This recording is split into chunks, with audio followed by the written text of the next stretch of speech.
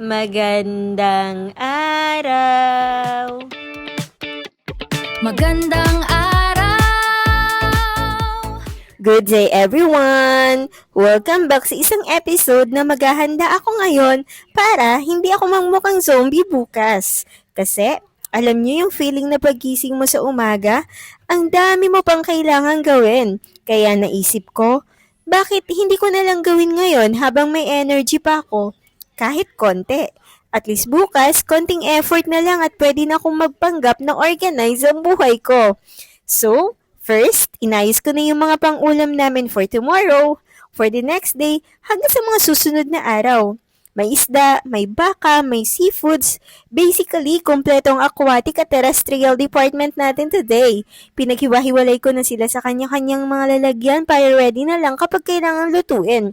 Tapos, diretso freezer na sila.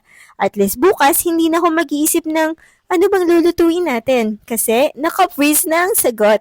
After that, namili na rin ako ng mga kailangan namin for breakfast at baon ni AA. Pati na rin sa baon naming mga adults.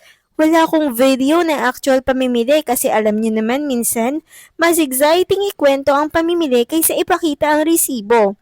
Pag-uwi, since nasa momentum na rin ako ng pagiging productive, niluto ko na rin ng spaghetti, pasta, sauce, lahat na. Para bukas, hindi na ako magluluto from scratch.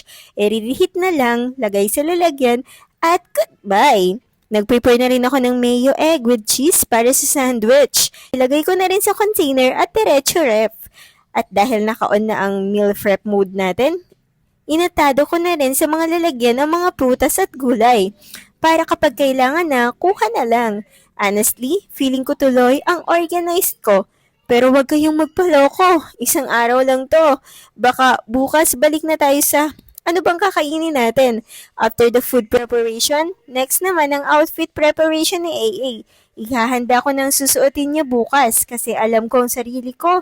Kapag late na akong nagising bukas, kahit walang ginagawa sa akin, ang aking kausap ay galit na ako. So ngayon pa lang, ready na ang damit niya. Kahit malate ng gising, isuot na lang. No more fashion consultation at 6 o'clock in the morning.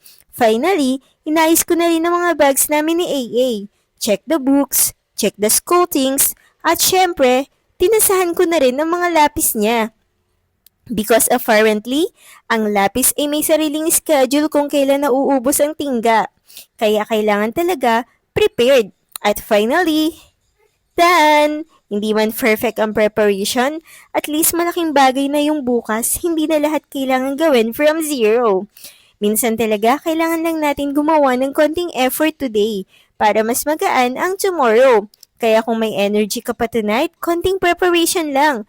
Prepare your food, prepare your things, prepare your clothes, prepare your bag. Para bukas, hindi ka naman totally prepared sa buhay, pero at least prepared ka sa breakfast at pagpasok. At sa mga nanay na katulad ko na feeling organized ngayong gabi, congratulations sa atin! Tignan natin kung hanggang anong oras tatagal ang pagiging organized na to. Good night everyone at hopefully tomorrow morning hindi tayo late. Yun lang, maraming salamat. God bless everyone. Bye-bye!